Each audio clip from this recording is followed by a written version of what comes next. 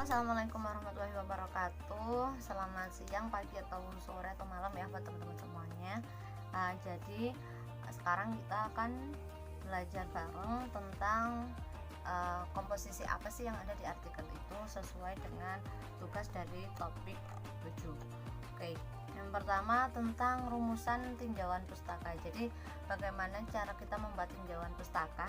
Tapi sebelumnya teman-teman harus paham dulu kalau tinjauan pustaka itu bisa juga disebut dengan penelitian terdahulu atau bahasa-bahasa lain.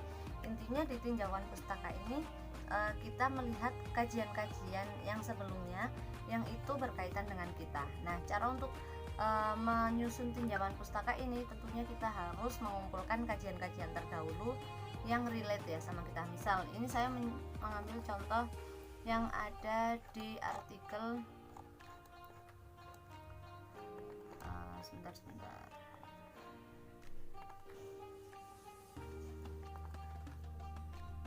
Nah, ini makna ulul albab dalam Al-Quran, analisis semantik Toshihiko Izutsu. Nah, jadi untuk membuat tinjauan pustakanya kita bisa mencari tentang artikel atau jurnal atau tulisan-tulisan ilmiah lainnya yang berkaitan dengan makna ulul albab misalnya, atau tentang kajian-kajian yang membahas tentang analisis semantik Toshihiko atau lain sebagainya, pokoknya yang relate sama kajian kita.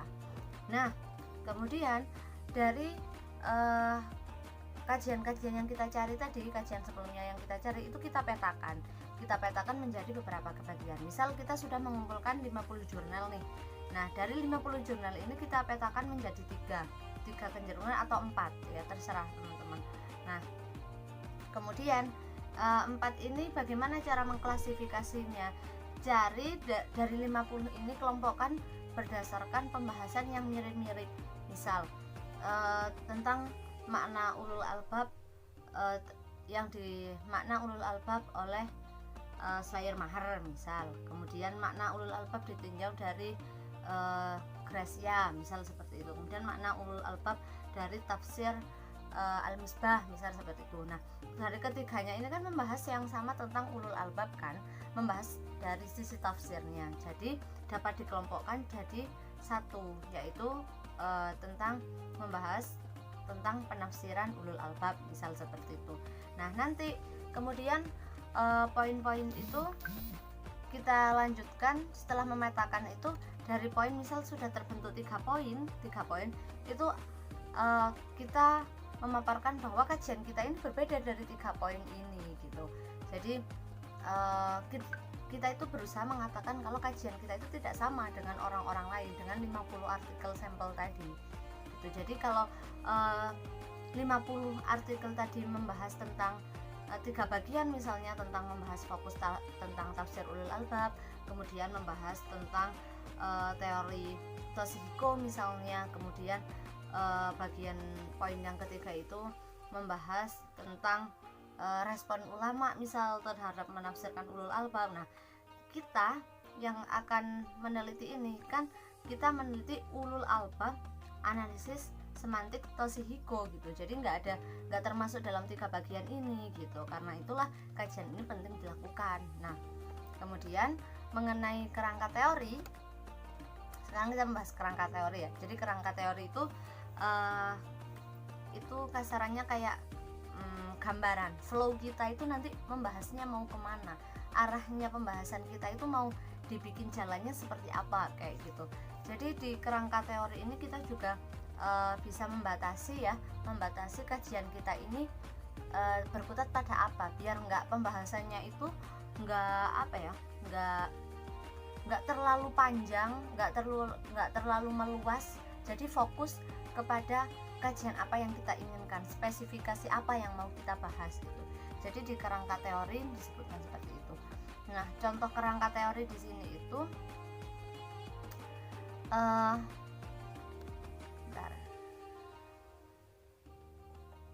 kayak seperti ini. Analisis semantik Toshihiko Izutsu, refleksi teoritis. Nah, ini kan yang kita muat di dalam subbab ini itu kan paparan orang-orang lain tentang teorinya semantik Toshihiko itu kan. Nah, jadi di di kerangka teori ini kita itu membahas tentang kajian orang, masih membahas tentang kajian orang. Jadi bagaimana teori Toshihiko itu gimana, kemudian ulul albab itu teorinya yang sebelum-sebelumnya itu gimana gitu. Nah, kemudian di sini karena membatasi juga, jadi cara-caranya ada beberapa. Yang pertama, kita harus menentukan poin kajian. Poin kajian ini maksudnya seperti tadi, analisis ulul albab versi Toshihiko Isuzu gitu ya. Nah, kemudian berarti yang kita bahas di poin kajian teori kerangka teori ini berarti pertama poin tentang ulul albab, kemudian poin tentang Isuzu, Toshihiko Isuzu itu sendiri. Terus kemudian sama teorinya Isuzu, Toshihiko Isuzu itu. Jadi kayak tiga ini itu kayak pemaparan dari apa yang kita bahas nanti. Jadi misalnya kita nanti menganalisis, ya analisis kita itu bergantung pada bagaimana teorinya Toshihiko Isuzu itu tadi. Analisis kita juga masih bergantung pada ulul albab, nggak yang lain-lain gitu. Nah, kemudian pertama kita menentukan fokus kajian, kemudian kita mencari referensi yang tentunya membahas tentang kalau di sini membahas tentang analisisnya Toshihiko Isuzu, kemudian membahas tentang ulul albab seperti itu. Kemudian menguraikan teori seperti yang saya bilang tadi. Jadi teman-teman dari referensi yang kita cari tadi kita ungkapkan bagaimana Toshihiko Isuzu itu, kemudian bagaimana teorinya Toshihiko itu gitu. Jadi kita masih membahas tentang pemaparan orang lain gitu, yang kita jadikan, kita sederhanakan, kita padatkan di tulisan kita. Nah, kemudian setelah itu kita susun kerangka berpikirnya. Nah, jadi nanti bisa ditaruh di akhir paragraf itu. Jadi nanti pembahasannya seperti ini, flow-nya yang saya sebut tadi, flow-nya itu seperti apa. Nah, kemudian teman-teman sekarang bisa melupakan dua poin tadi, kita masuk ke sistematika pembahasan. Nah, di sistematika pembahasan di artikel itu kalau ini ya juga mengacu di salah satu contohnya. Yang pertama kita akan menyusun dimulai dari abstrak.